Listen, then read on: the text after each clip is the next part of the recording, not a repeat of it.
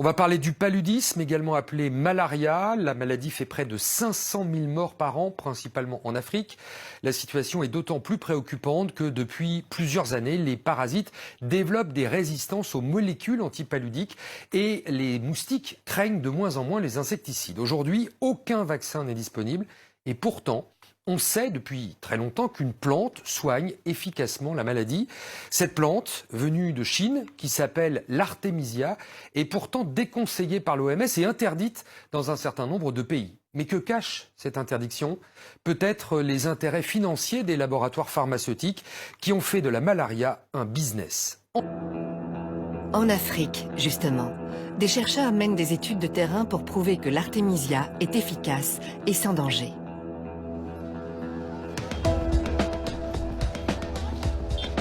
Nous sommes à Kindu, sur le fleuve Congo, dans la province du Maniema. Le docteur Jérôme Munyangi est un jeune chercheur congolais qui prend des risques.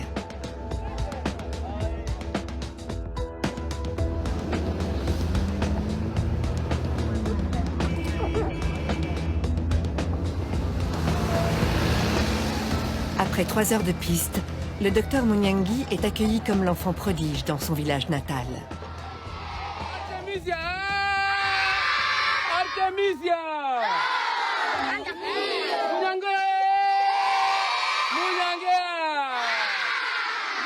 Les écoliers font la fête à l'homme qui les débarrassera peut-être de la malaria.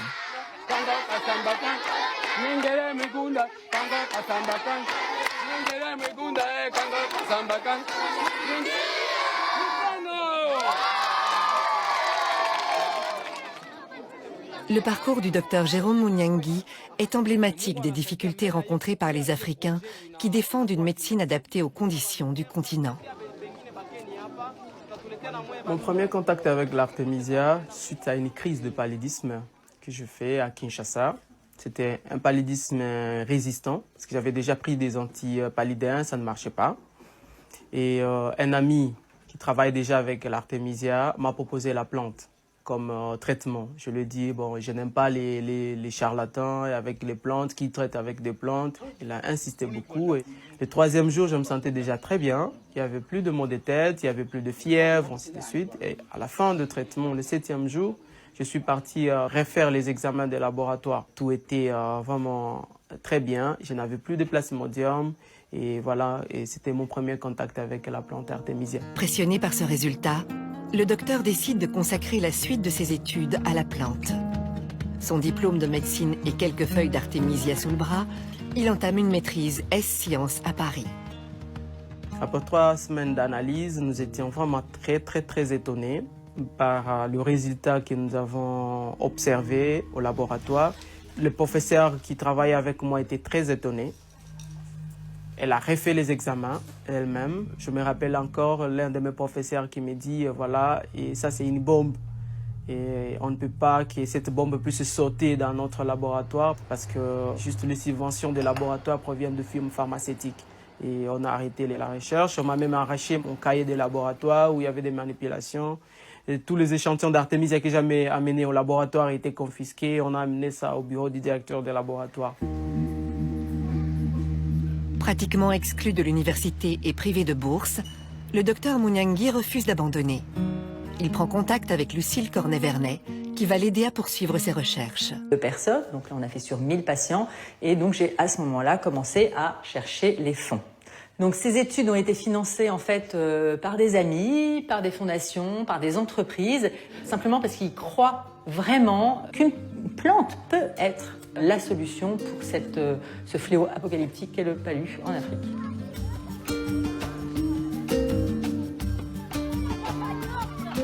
Une fois le financement acquis, le docteur débute l'étude au Maniema.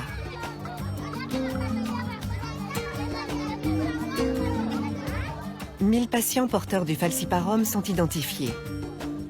500 prendront de la tisane d'artémisia et un médicament placebo. 500 autres, un médicament ACT et une tisane placebo.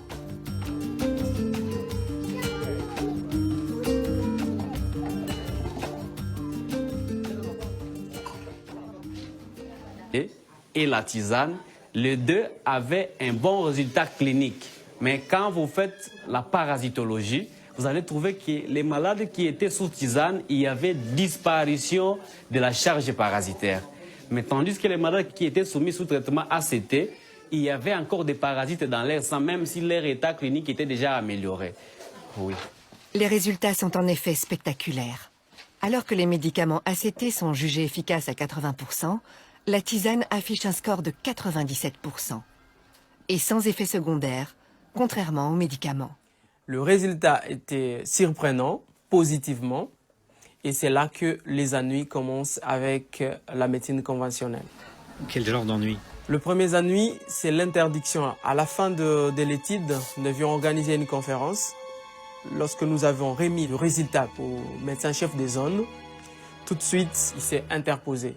Il a dit « J'interdis, cette conférence n'aura pas lieu et je préfère que Jérôme puisse se taire et pas communiquer ses résultats à la population. » Ils ont vu que la tisane avait un meilleur résultat que les ACT et on nous a fait montrer que les différentes firmes pharmaceutiques risquent de couper leur appui. Et on a trouvé qu'il y avait orgueil, on m'a démis de mes fonctions. À votre avis, d'où viennent ces ennuis? À mon avis, les ennuis viennent de firmes pharmaceutiques. Qu'est-ce qui vous permet de dire ça? Après les publications des résultats, on a dit aux patients que voilà, la tisane était efficace et eux-mêmes l'ont observé. Et là, les patients n'achètent plus les ACT en fait. Nous devenons de plus en plus gênants. J'étais interpellé par un grand dépôt pharmaceutique à Kindu qui m'a dit mais nous avons les ACT, on n'arrive plus à les vendre vraiment à cause de votre étude. Et là, monsieur, vous êtes en train de piétiner sur nos business. Lorsque les médecins congolais parlent des firmes pharmaceutiques, ils ne font pas référence aux multinationales cotées en bourse. Les pressions s'exercent au niveau provincial. Ce n'est pas Big Pharma qui est à la manœuvre, mais les dépôts pharmaceutiques locaux.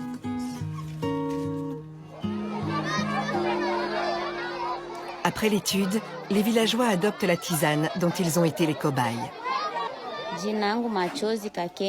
J'avais souvent la malaria avant.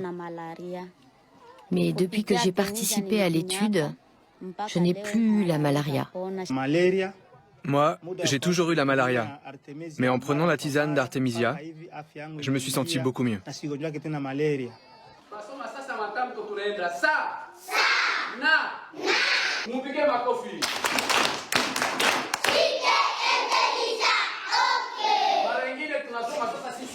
En 2016, à l'école du village, une autre expérience a été menée pendant 6 mois. Les enfants boivent la tisane d'Artemisia 2 fois par semaine, à titre préventif. Aucun écolier n'a attrapé la malaria durant cette période. Pour qu'elle soit validée, il faudrait étendre la recherche à des milliers d'écoliers. Nous avons remarqué que la prise de l'Artemisia a diminué l'absentéisme, même les absences étaient terminées. Le docteur Munyangi a profité de l'étude pour en mener une autre. Les patients sous tisane étaient en fait répartis en 2 sous-groupes. 250 prenaient de l'Artemisia annua et les autres de l'Artemisia afra, l'espèce africaine. Celle-ci ne contient pas d'artémisinine, qui est censée être le principe actif anti-malaria.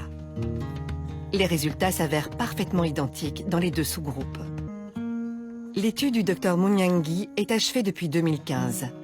Pour avoir un impact sur la communauté scientifique, il faut qu'elle soit publiée dans un journal médical de référence.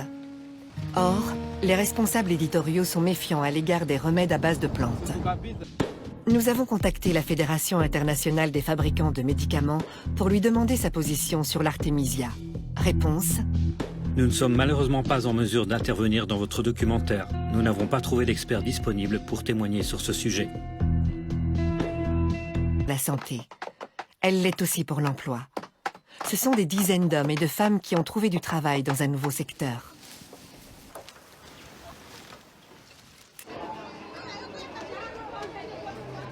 Ce qui fait le succès de l'Artemisia, c'est aussi son prix. Environ 5 fois moins cher que les médicaments recommandés. On en trouve déjà sur certains marchés. Avant, on achetait des médicaments de la pharmacie. Ça coûtait très cher. Ça... Et puis quand tu avais le palais, quand tu buvais ça, ça ne te guérissait pas tellement là. Mais avec la venue de la tisane c'est moins cher et puis ça guérit vite. Je vous dirai tout de suite que moi-même, j'utilise cette plante en famille, depuis des années déjà. Ça, c'est du point de vue personnel. Je l'ai conseillé à des collègues, des scientifiques, qui l'utilisent. Le professeur Diallo étudie l'artémisia depuis une dizaine d'années dans son laboratoire de bactériologie-virologie à l'université de Dakar. Depuis un certain moment, nous travaillons pour voir l'activité de l'Artemisia afra et nous pensons que c'est une piste qui est assez prometteuse. L'Afrique a besoin des insoumis, les insoumis de la recherche. Ce qui me passionne dans tout ça, c'est de ne pas voir mes frères africains décédés de pathologies qui peuvent trouver des solutions, que d'attendre toujours que les médicaments soient fabriqués en Europe et que les médicaments viennent de l'Inde. Nous pouvons nous-mêmes, ici sur place, trouver des solutions, guérir nos frères avec des plantes qui peuvent être cultivées sur place. Si la tisane d'artémisia s'avère être l'ultime remède contre la malaria, on se demandera sans doute pourquoi tout ce temps perdu, toutes ces victimes, tout ce business.